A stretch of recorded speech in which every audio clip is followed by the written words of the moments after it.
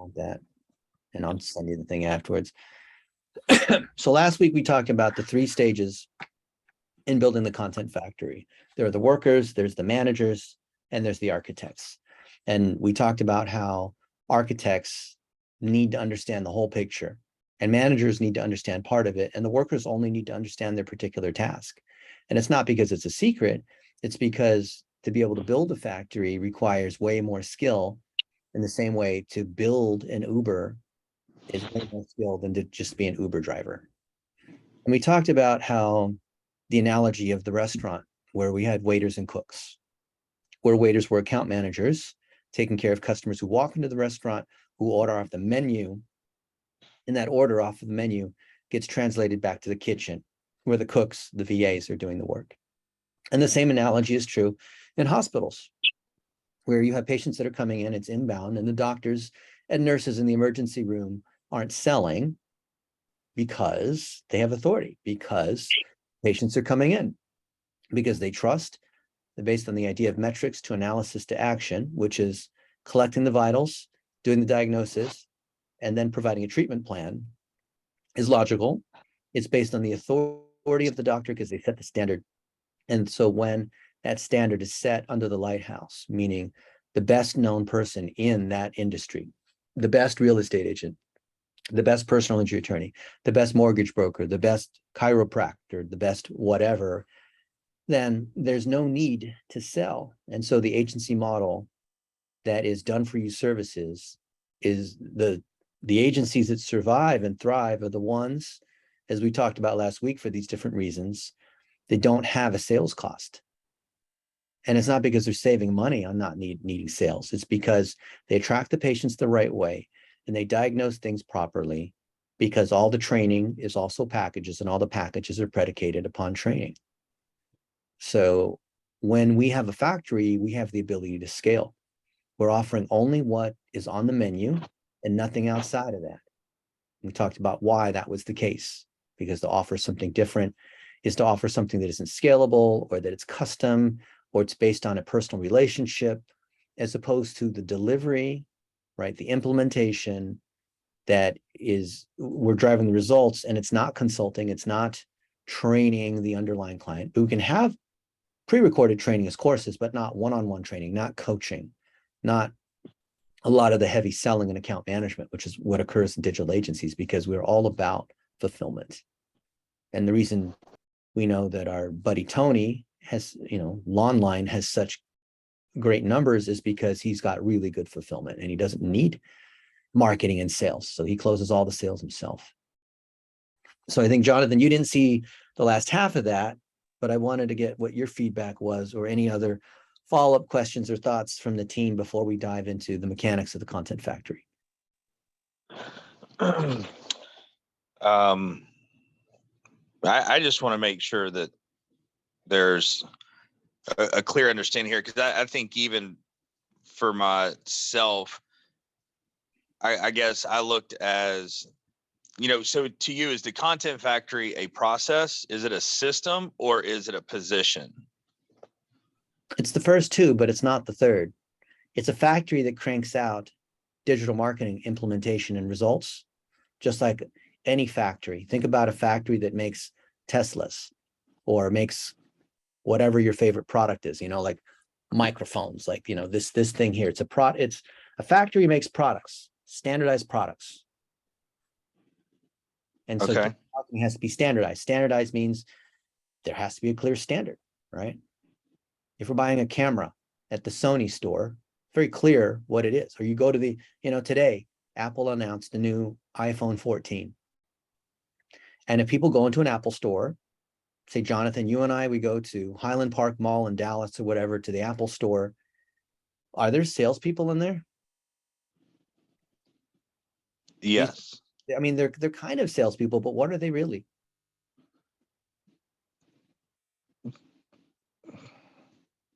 Are they pressuring you? Are they running a sale? No, you're going to them. You're going to them, okay. So are they selling you? Are they using tactics to get you to buy an iPhone? No, I mean, maybe they try to, push you in that direction to buy a certain phone if they get more commission off of one brand, a Galaxy phone to an iPhone. But no, they're not selling you like a car salesman. They're not even selling at all. I don't think they're even on commission. They're there to answer your question. They are. Oh, they are? Okay. Well, that's news to me, because I'll go in there and I'll ask them to demo stuff for me. And they'll spend all the time answering all my questions, even on like, how do I use this feature on my iPhone? I'm already a customer. I'm not even buying anything. And they have all this support, this Genius support bar, all that kind of stuff. And it's light expertise on the product, right? Apple has the highest retail sales per square foot of any retail store, because they have a great brand, great product, great word of mouth, and the way they do their marketing. So they have a lot of salespeople, or not a lot? They don't really have any salespeople, because all those people are there to actually help customers. And so you're not going to have a situation where they're going to do a demo and say, I really recommend you should buy an iPhone today. It's the most low pressure sale ever, because there is no pressure. It's really just helping people, demoing the product. Not in a sales kind of way, but literally helping people. Can you show me how the camera works? Tell me how to do a selfie. Can you show me how to use the Mac to be able to open up Zoom and record the Zoom? Can you show me how to, edit a photo or whatever it is? They're literally showing how to do stuff. They're not selling at all.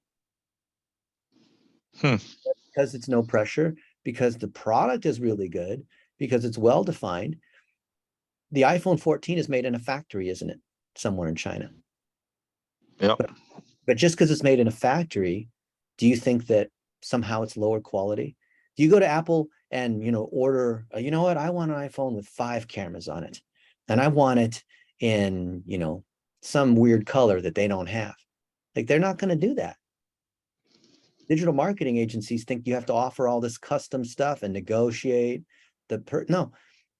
That iPhone that you order, the iPhone that you get is one that was already pre-made, but there's no perception of lower quality or lack of creativity or anything like that. So the same applies with digital marketing. We're talking about basically pre-made, I don't want to say cookie cutter, but pre-made components. The difference is between selling iPhones and our thing is they're higher margin, they have a huge brand, and we as a digital agency we require them to bring their own ingredients, right? So they bring the ingredients and we'll cook, we'll make, we'll produce, manufacture, whatever it is. And the ingredients are goals, content, and targeting. If they give us those items, we can work magic. We can build landing pages and videos and ads and websites and all kinds of digital marketing sorts of things if we have goals, content, and targeting. Mainly content, because goals, we know the goals are leads, but we need to know, what cost per lead and what type of leads, if it's a roofer, commercial versus residential, we need to know a little bit more about that. So mainly we just need content from them. If they give us content, we can do everything else. So increasingly the need for the content factory is higher and higher. But agencies don't know how to fulfill because they don't even know how to do it for themselves. So we are doing it for ourselves, and then we'll do it for all these other agencies because they don't want to hire hundreds of VAs. A lot of them, they only have a few VAs. And some, like Cornerstone, make it up to 80, 90 VAs. But as you know, there's a lot more efficiency. There's a lot more process required to scale it beyond that. Yeah, you're right. Factory, you've got the workers, you have the managers, and you have the architect level. I think there's a couple people here on this call that could be managers, but I think we're missing a lot of the manager thinking and the manager training and the manager material. So I wanted to cover a little bit more about what that next layer is, and then go even further into the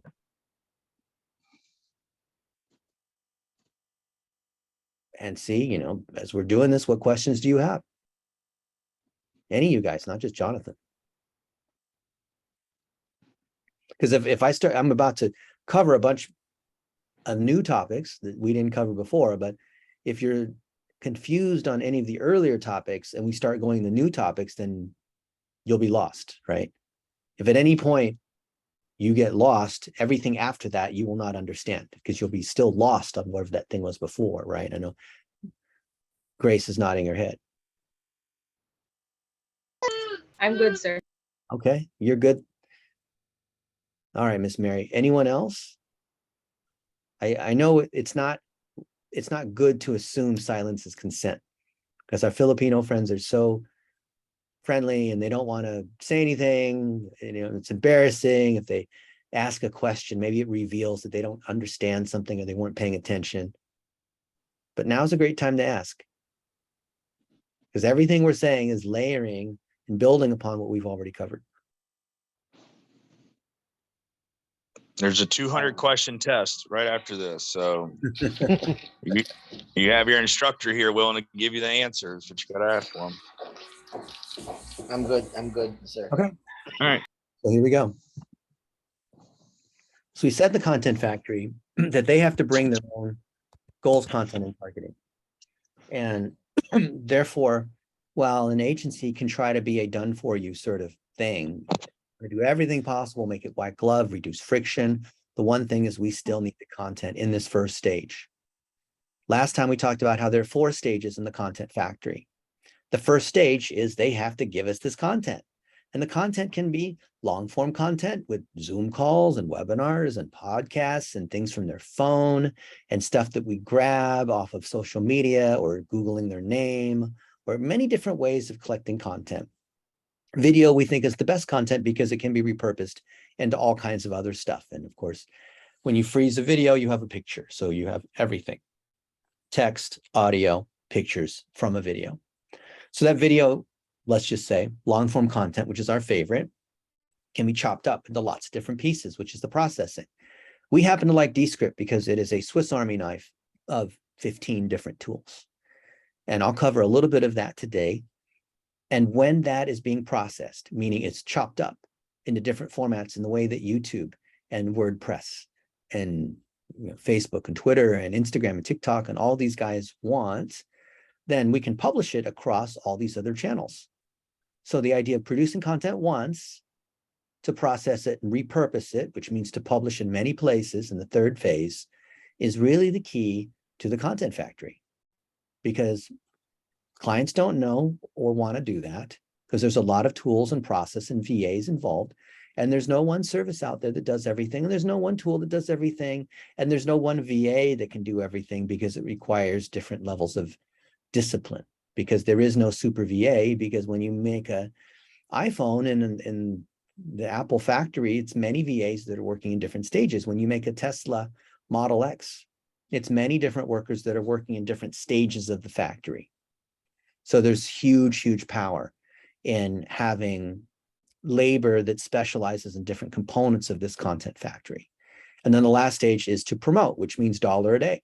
Run ads against it. Things that are working, put $1 a day against it forever. And you have the stacking effect. So these are the 4 stages, of which the first we have the client do. So we can have training and courses for the client on here's how you use your cell phone. Here's how you make little videos. Here's how to take pictures in the right light. Here's how to get your crew that goes around to, interview clients or say, we're on our way driving to see so-and-so, and we're going to replace their plumb, whatever it is, fix their toilet, change their roof.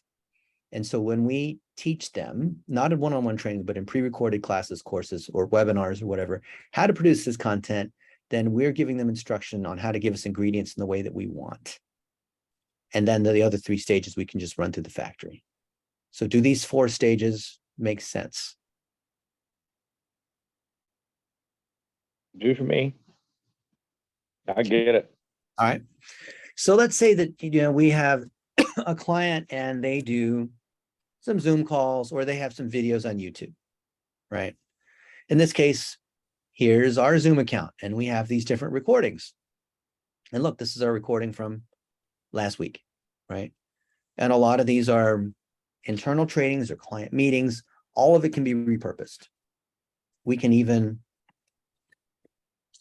go to YouTube and look at a particular client. Now, we do like clients who make podcasts because that gives us tons of content to be able to repurpose.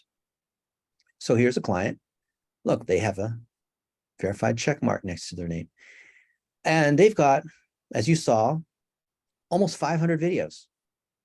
And they have videos on just all kinds of stuff. Some of it gets a lot of views, some of it doesn't, based on random sorts of factors, right? Shorts, which are just cut up webinars. You can see these are all just webinars that are cut up to be repurposed into TikToks and Instagrams. I mean, heck, we go to Instagram and we look up Caleb, you'll see there's the same thing. A lot of shorts, a lot of stories. And it's all being done by the team of VAs, because you think Caleb himself is posting all these? Heck no, he doesn't have time for that, right? So you can see this is all just repurposed content. See this? But it's repurposed to Instagram. It's not doing bad. It's driving leads and sales for him, right? Some of them, I think he even had one of these go to 1 million views, which is great. Oh, So we took these and we did an inventory. And this is where we have one task, this example of one task that a VA can do. So what's the VA do? They pull down all the videos, see? And we have a particular tool that allows us to download that. I think it's called the YouTube downloader or something like that. There's lots of tools to do this. And we have, who's the person he's interviewing, if it's a podcast. Are we ranking on the first page of this guy's name, whoever is being interviewed? What's that speaker's Facebook, Twitter, LinkedIn, so we can tag them? Views, word count. And did we repurpose it to a blog post? In this case, no. Huge miss. We did not repurpose this into blogs and social channels. But what we did do is we took each of these and we pulled them into Descript. And with Descript, how Elon Musk made $1 billion using debt. Okay. So by uploading it into Descript, and it's totally fine to surf on someone else's name. I think his most popular video that got 1 million views was something like, Warren Buffett is worth $90 billion, yet no one would want to trade with him because he's 93 years old or something like that, right? yeah. Popular. What do you think? What is really value to you? It's your health, and your health is wealth and all that. So we can see that here it is. And this whole video is right here. And it's very easy to repurpose this and very easy to edit this. Because from this video, we can edit it just like a Word document. Million would grow to over $976 million. Ladies and gentlemen, that's just short of $1 billion. Okay, so this can be chopped up into lots of different things, right? And when we edit this and repurpose into these different phases here, we can take this one podcast, Zoom, whatever video, YouTube, and we can turn it into 100 pieces of content. Not that we have to, but we could. And that creates huge value for that client, especially when we run ads against it. So let me show you an example of a Zoom that I did just a few days ago. How many pieces of content can it be chopped in, or do y'all chop it into? It depends. If it's lower quality or doesn't have as many nuggets, maybe like 5 to 10. If it's really high quality, meaning it has high authority. So high authority is another component we'll talk about later. Like with someone important, something that drives sales, or it's on a big stage, or something about it is really memorable, then we can maybe make 150, 200 pieces out of it. And just the amount of refinement is based on the level of authority.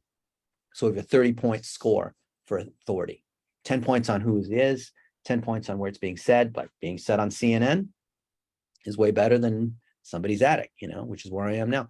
And 10 points on what's being said. So is that topic interesting? Like, how did you achieve a certain goal versus being interviewed on the news on some car crash that happened because you happen to be standing nearby? Well, that's not really relevant. So, 1 to 10 on these 3 different factors, 30 points maximum. So I can take this one where I did a training on how do you convince the big boss when you're a young adult. And I downloaded this just a couple minutes ago. And it is here. Here's the video. They didn't buy. And so then the question, so imagine you're me. This is a real example. Imagine that there's all these people coming that, so we, initially we're successful because like all these people are coming to the website. So yes, thank goodness, I knew people would come to the website because of I course was talking about the launch of A.com 25 years ago and all sorts of things where I had to convince the big boss to spend millions of dollars buying servers when the internet wasn't even a thing yet. Okay. We built the initial service on CompuServe, believe it or not. They got a DVD thing, whatever, CD-ROM in the mail, and that's how they would access and check how many miles they had through a dial-up. This is before there were like real websites. Okay. So there's this thing here. And then what I do is come over into Descript and I can import this thing here as a new project. Now, when I do a new project,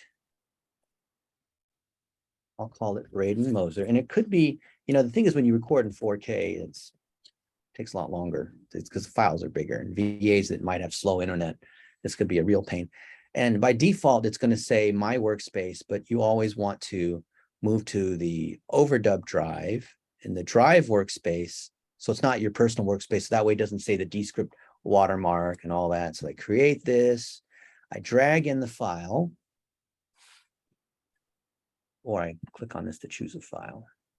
And it has this, I think I renamed it. So here it is, it's adding the file. I think it's big, it's a couple gigs, so it might take a few minutes. Okay, be ready in a few minutes, okay. So now, Yeah. the beauty of this is that, here it is, it's an hour 18, so this is gonna kind of take a long time.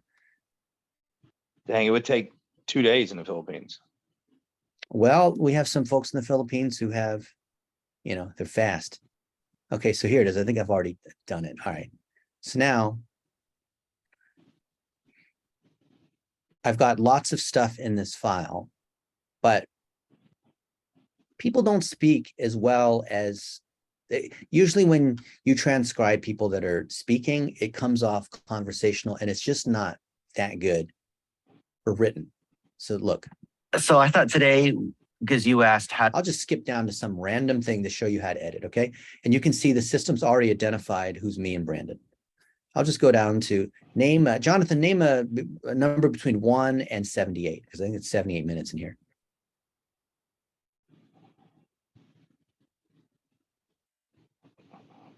Jonathan, 1 to 78, name a number. 62. 62, okay.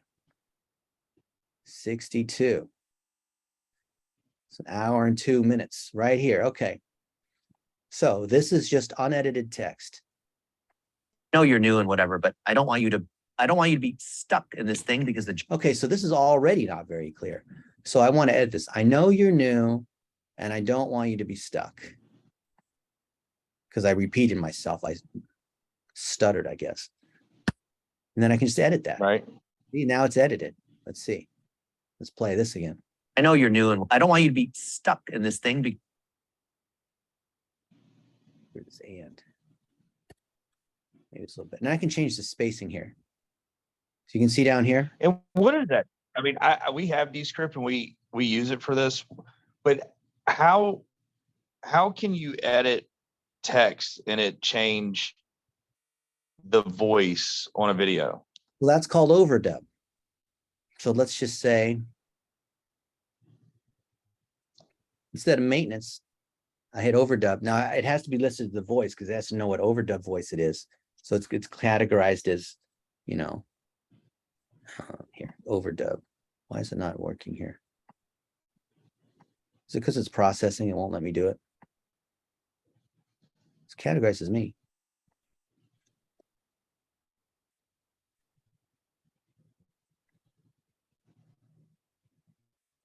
Still me. Okay. So yeah, overdub is when you correct the words, change the words. Okay, so now the AI is deciding what Jonathan Bannister would sound like if I said that.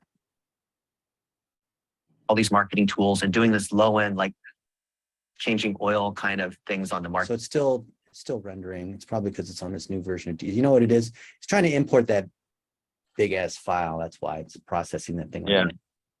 Maybe it'll be red C. Okay.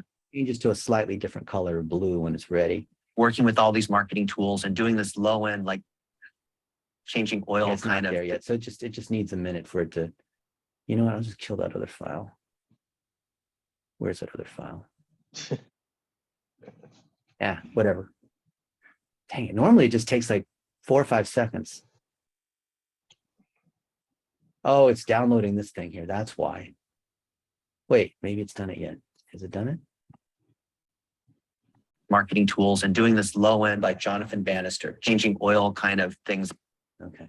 So then obviously you wouldn't do it to try to, you know, trick people. I can control Z to undo stuff. Oops. That's not good. What did I do? What did you mean? What do you mean to trick people? Trick people, like getting me or whoever to say something we didn't say. I mean, the way you're going to, the ethical way to do a deep fake, you know what it is? It's because it's trying to process that big file. So it's trying to process this file while I'm opening this other huge file. It doesn't like that.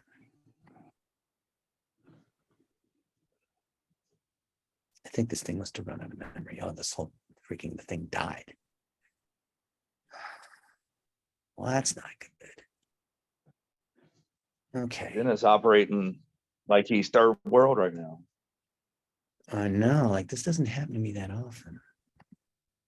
This one had on me. Okay. Hang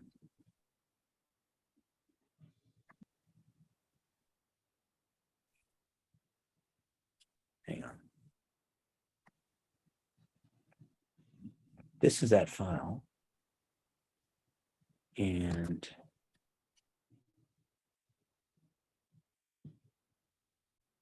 I want to, that's here. Now, where's the other one? Oh, is it down here? Okay. Here it is. It's 62. Somehow that thing died when I tried. So I was demonstrating how to use the same kind of copy paste, you know, Control Z, Control V kind of things. You can edit video just like you would edit those things here. And I want to drag this down. Okay.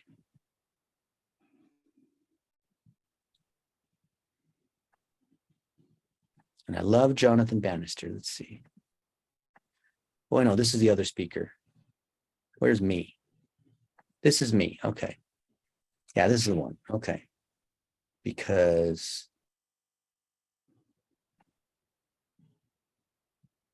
I'm going to change this. Oh, it doesn't know it's me. Okay. Well, it's me. That's who it is. Jonathan Specialist. Jonathan Specialist. That's the job title. Oh, whoops. I didn't.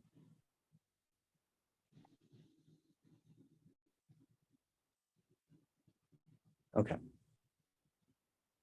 And you know what it is? It's probably because it's trying to do this new version. Let's see. Thing because the job title specialist. Yeah, it's going to change to a different color once it's done running. But anyway, the ethical way to change words is you're just getting rid of ums and ahs, or you're taking your best tips for 2022, and now it's almost 2023. So you're going to say the 10 best tips to get new roofs in 2023 or whatever it is, right? So that's where you do the editing. Instead of 7 tips, you want to say 9 tips, or you're doing account management. And for each client, you say, you know, hey, Grace, you know, I wanted to tell you about our August performance, and we had 32 leads and spent $5,000, and this one ad did the best and all that. So you can just change a basic script that you record one for an account manager, and then you just change all the stuff, and that way the account manager doesn't have to record 100 different videos if you have 100 clients. You follow me? Yeah. Wow. Okay. Job title Jonathan Specialist somehow imply. Okay. So then I can Control Z to undo that. Shoot. You know what? I think what it is, they must have a bug. I think if you Control Z too many times, it doesn't work. Okay. So here's, I don't know if your internet maybe shaky or is it mine? Is it mine? You can't hear me okay? I think I'm pretty fast. You just keep going in and out like a bad cell phone connection. Oh, really? Oh. Well, anyway, here's some files. Oh yeah, here's another example. Here we're talking about building the dashboard for Billie Jean. Billie Jean's well known in marketing, okay? A map, you can do pie charts, whatever kinds of ways to look at the data. Yeah. Also, Here, I'll open the project. That's okay. all right. No worries. I can pause it quick. Okay, now you see the Okay. Yeah. you see the ums and ahs? Yeah. That's normal for people. They have lots of ums and ahs. In fact, my friend here's got tons of ahs and ums, or maybe it's even me. Right? Listen to these ums and ahs. It's terrible. Okay. All right. That's No me. worries. I can pause it quick too. But Okay. yeah. See, there's an we don't like those. So what we'll do is we will remove filler words.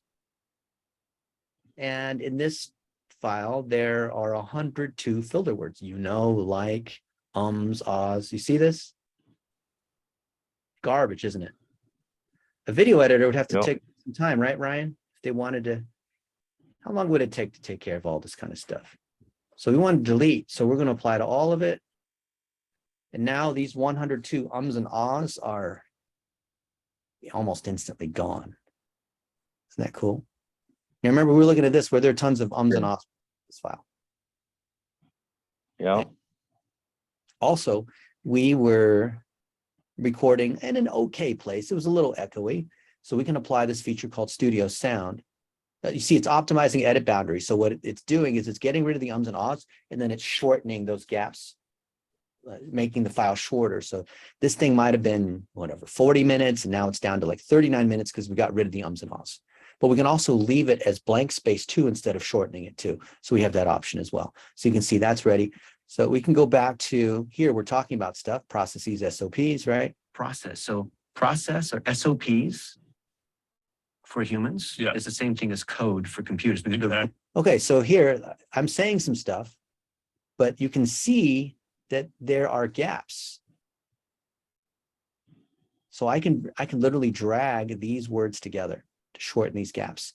I'm literally doing video editing by just dragging stuff around. But if you drag it too close, then all of a sudden it's like, the words don't sound natural. So you have to listen to it after you do the editing. Process. So process or SOP. Process. So that's kind of a bit of a gap here.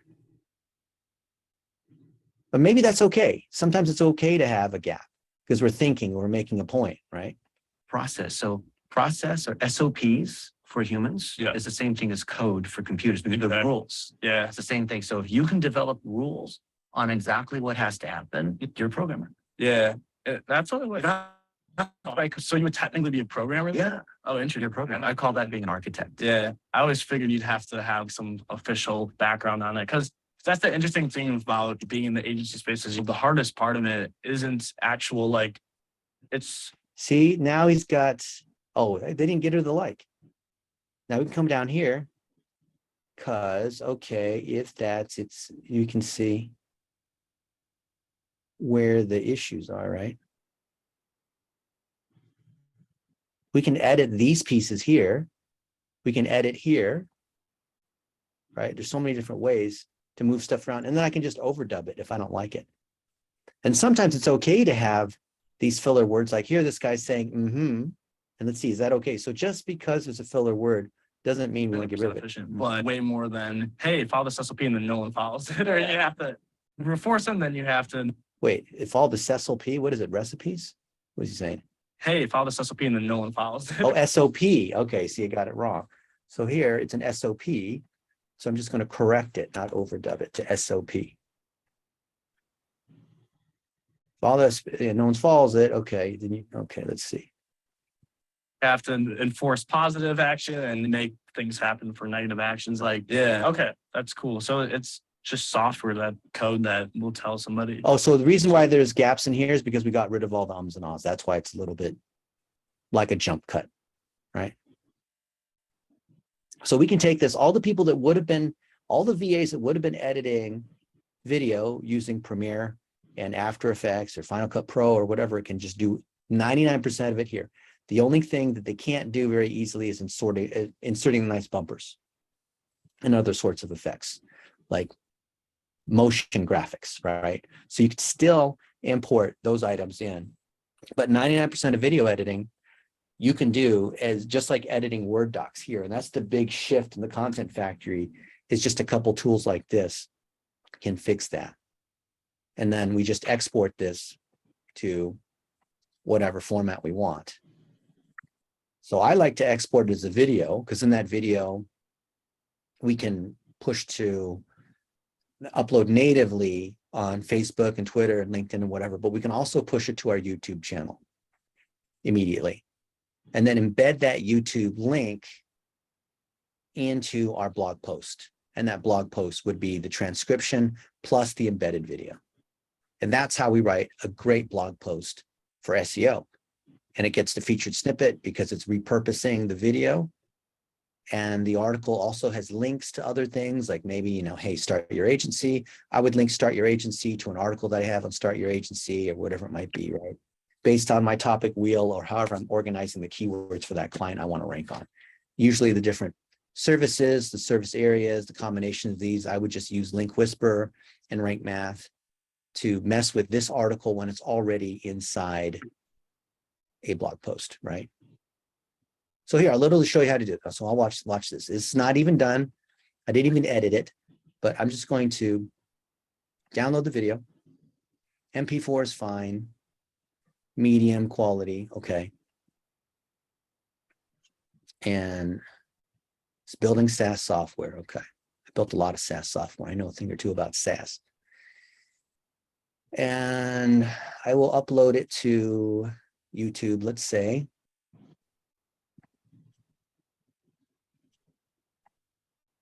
I've got admin on lots of channels. It's crazy. I'll come here to this BlitzMetrics channel. Okay. Oh, look, this channel, 300,000 subscribers. I'm not going to upload there unless it's actually done properly. People get mad. All right. So let's upload video. I'd probably put a bumper on it and all these other sorts of things, but whatever. I'm not worried about that. I just want to get it up. So when you're downloading in medium quality, the file is big, but not that big. It's not like 2 gigs, like what the raw 4K would be. So while that's happening, I will get my blog ready. And so now I'm going from the raw video, which is stage 1, to processing and Descript, which is stage 2, now to stage 3, where I'm repurposing. You following me in the different stages of the Content Factory, right? New post. My internet's slow. Are you guys with me? Hold up your hand if you can see me. You guys with me? Yep, okay. It's like I'm the one who has slow internet. All right. You guys know how to use WordPress, right? Okay. So I'm going to say building,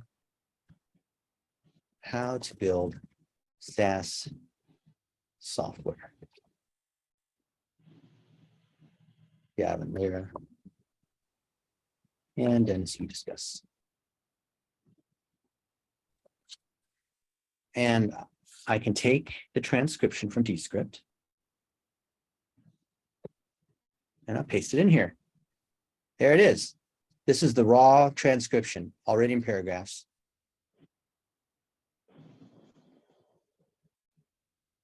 And I might format it, a good VA can come in and, put in the proper H1s. They can take little screenshots along the way of when we're pointing at different things. You can see, because of the video, as I move along to different parts of the video, I'm showing parts of the dashboard. I'm explaining parts of the stack. I'm going to different screens. So I could take screenshots in here along the way And that makes this content richer. Then this video that, oh, it's almost done exporting. I would embed this video, but let's go back to WordPress here. Let's see, now here it is. Okay. So this has got 12 points out of 100 on rank math. Okay, well, it's probably because I haven't chosen my focus keyword. Building SaaS software, okay. It's 16. Does not appear to be in the SEO title. Well, it sort of is. And it's long enough. Other things that are mistakes here. So, there's these SEO tools. I don't have any images or videos. I'm not linking out to different things. I need to choose categories, which I've not done because you don't want it under uncategorized, which is a garbagey kind of thing to do. So I'm going to put it under analytics in business. And I'm going to choose some tags for it. So let's see. I'll rank my buddy's name. So I'll do that. And I'll put SaaS software building. Okay. And maybe 3-tier architecture, because that's something I talk about in this. So what are the key things that we talk about? Sure. Okay. And let's see, is that video done? Less than a minute. Oh, there it is. All right, here's the video. Okay, .mp4. Okay. And I'll say building SaaS software. Okay. Now let's come over here to YouTube. And we're going to select the file.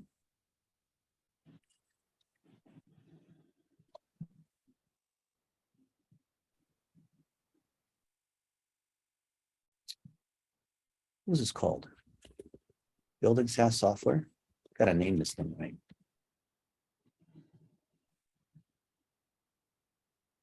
What did I call this thing? Dennis and Gavin .mp4. Okay.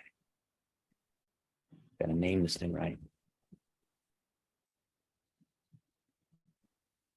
.mp4.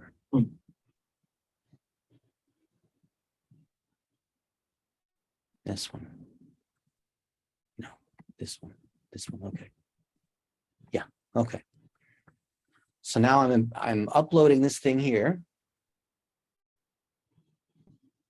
It's going to take a while. It's a big file. So then when this is done,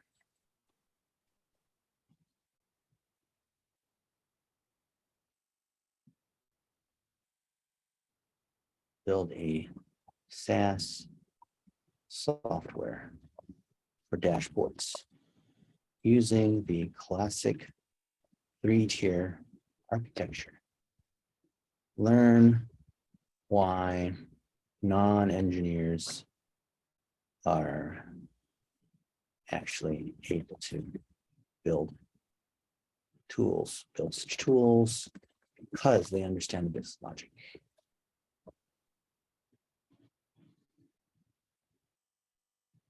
Okay, I can choose a thumbnail, put in a playlist. It's not made for kids. I will make it available to everybody.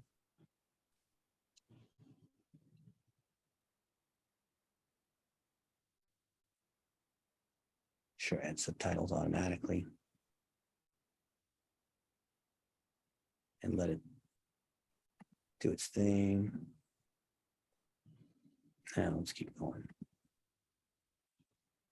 Let it do its thing here. I'm gonna do it as public. Supposed to do a thumbnail, supposed to choose a, add in the full description, all that, but I don't think you even need to do that. And then there's a video URL. It's uploading. I can grab the URL off of this. I copy this link and I will add in a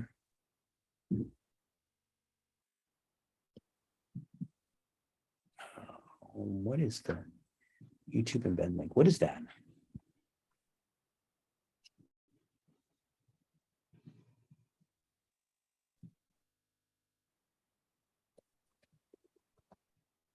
Here it is. There we go. There. And then this thing will be ready in just a few minutes. I can add a caption.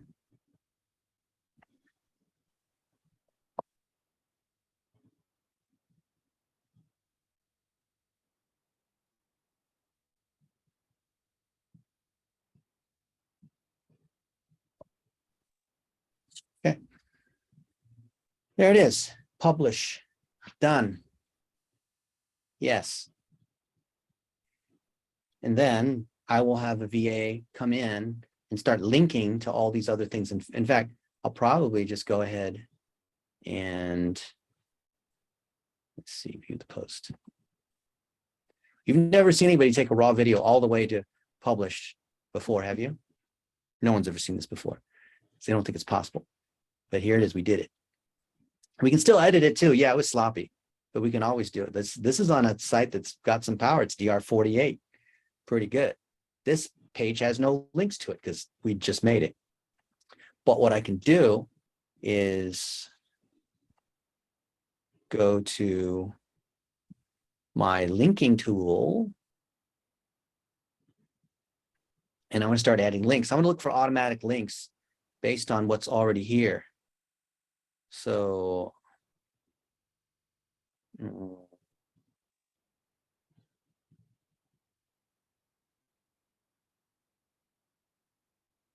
see. Anything to do with SaaS?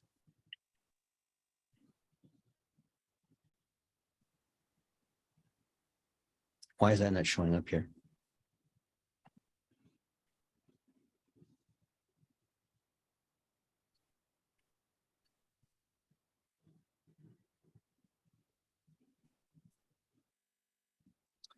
Well, I could take any one of these things and I could go look for, here's one, 2010 local online marketing. I better update this one to 2022 than 2023. But on this post, or any of these other posts, I'm looking for suggestions.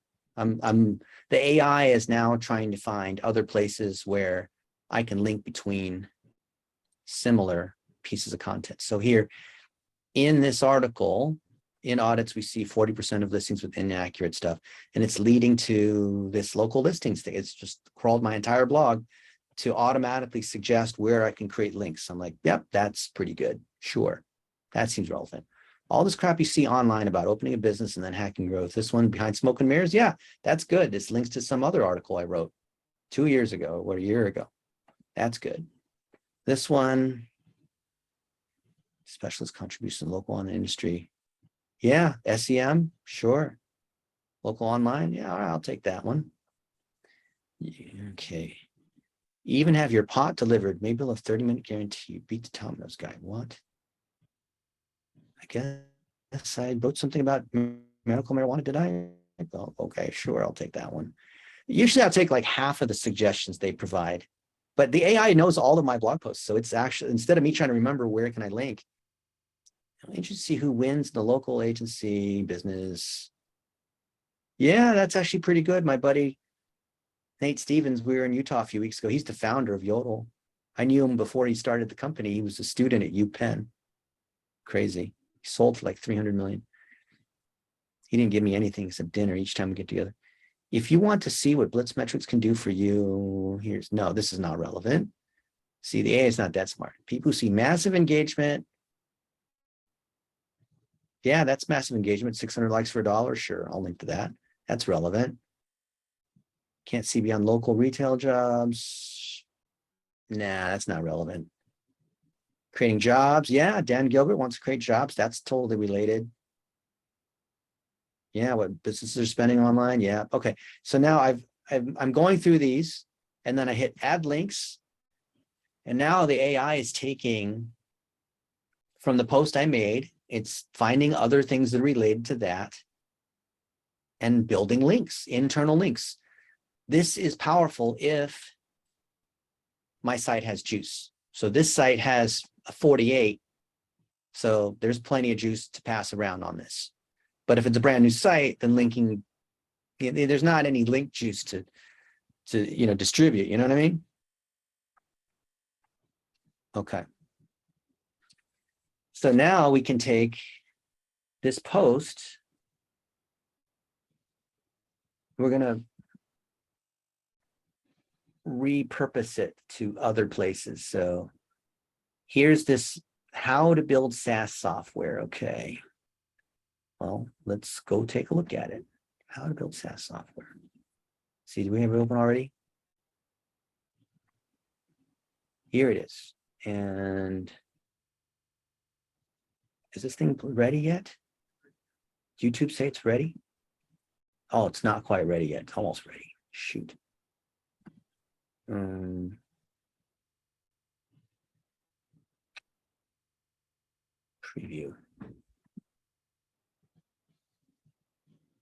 How do I get to the actual?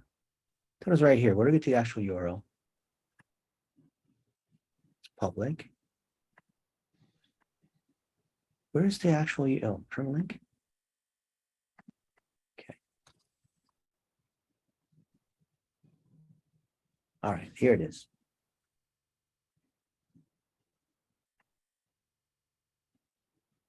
Here's the post. This is a post. Okay. Now I'm going to repurpose this.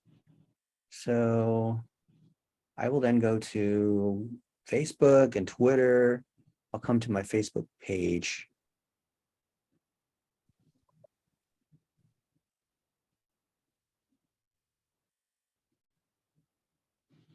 And I'll post it.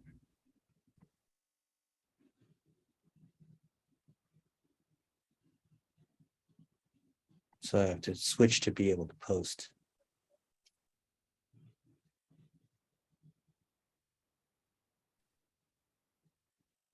And I'll say,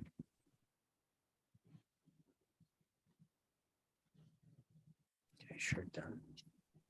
I want to learn how to build SaaS software.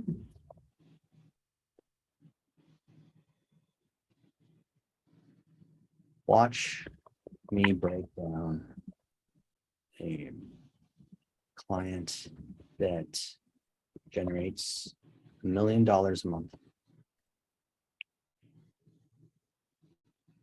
Okay. There, I'll go to Twitter. I can boost that post too, because it's on a page, you see. There's the boost thing here. Okay. Actually, it's not done posting, is it? There it is. Okay, good. Now I'll go to Twitter. I go to LinkedIn, and I'm now repurposing across multiple channels. So I'll say, building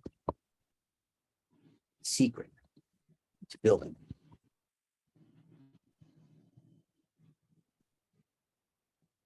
SaaS software, if you're not an engineer.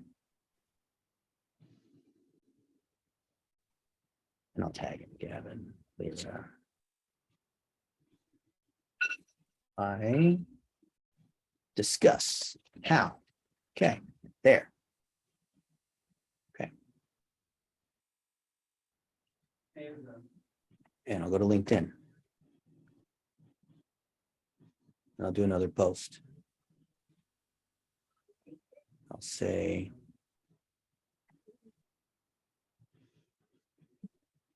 building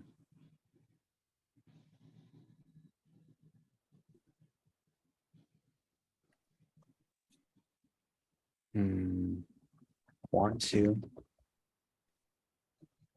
build a curious about how to build a SaaS software platform, but aren't an engineer.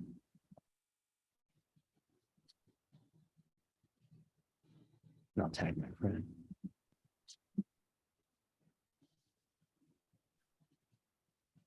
Discuss several projects, projects we built and the most common mistakes in building. Okay, there. All right.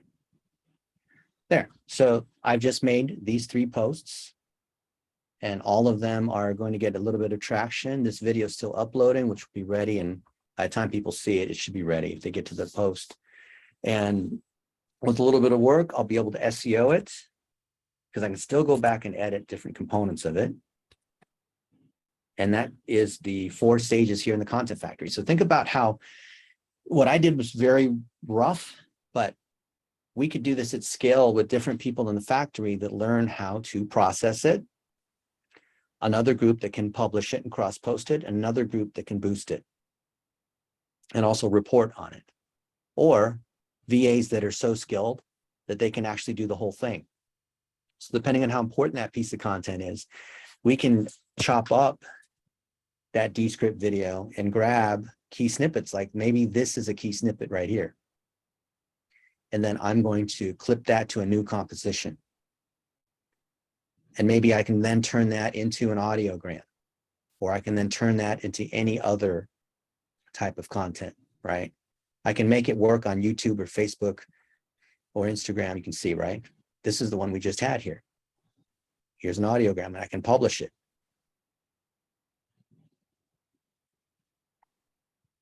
So I wanted to share that.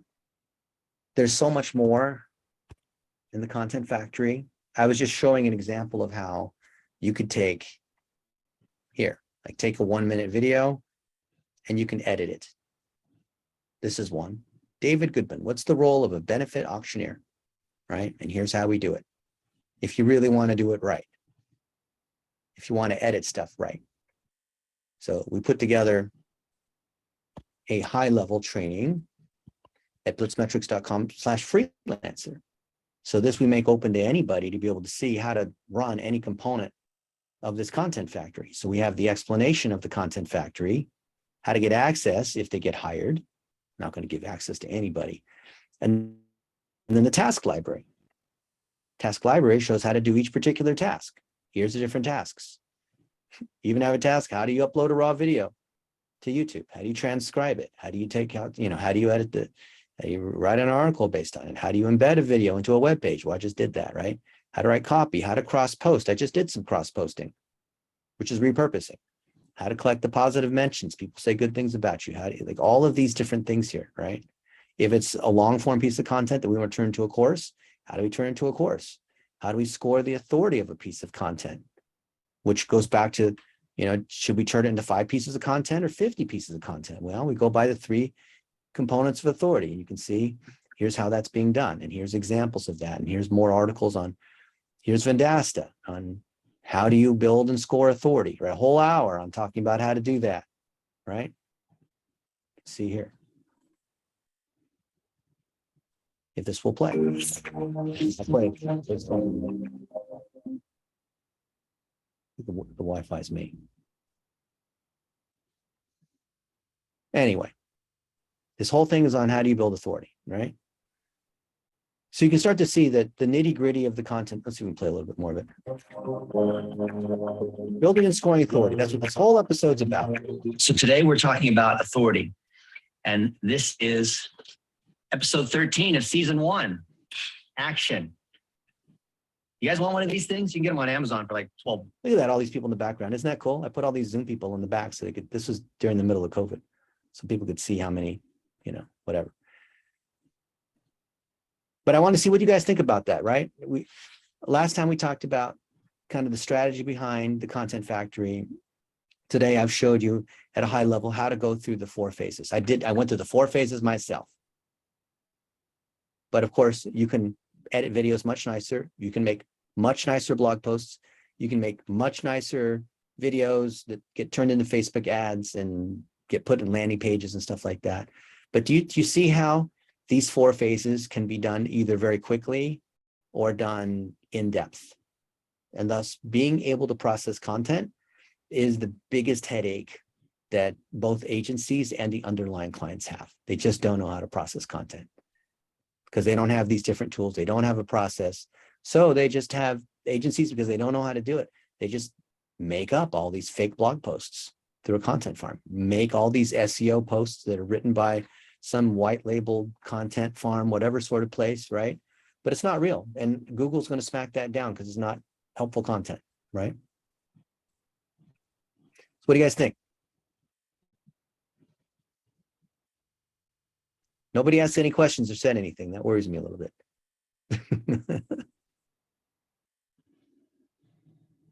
What about you, Mr. Jonathan, Mr. Boss?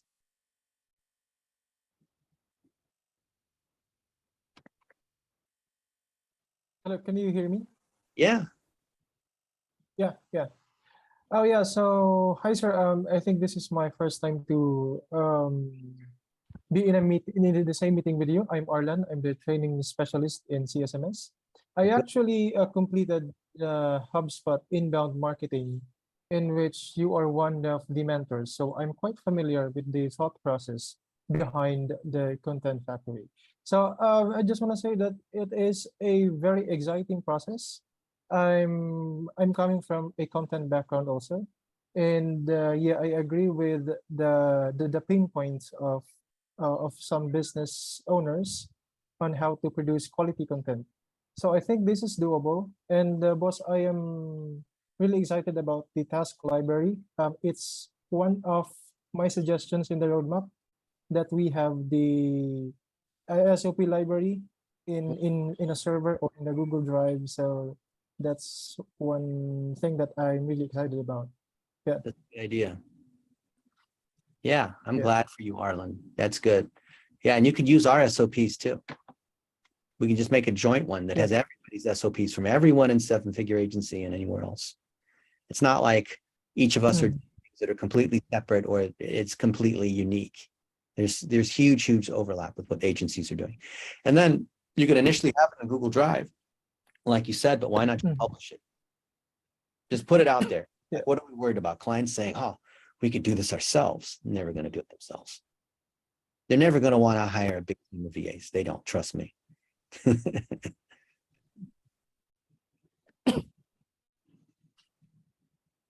Okay. Thoughts? So you say, Sir Dennis, that is it okay to publish those SOPs on our website I think it's for the 100, client to see? as long as, Sir Jonathan says it's okay, as long as you don't publish Okay. confidential things, right? Obviously, it has to be with the permission. Yeah. Mentions any client stuff. But we have so many lighthouse clients, meaning clients that gave us permission, that it's absolutely fine. Okay. It's nice. Thank you.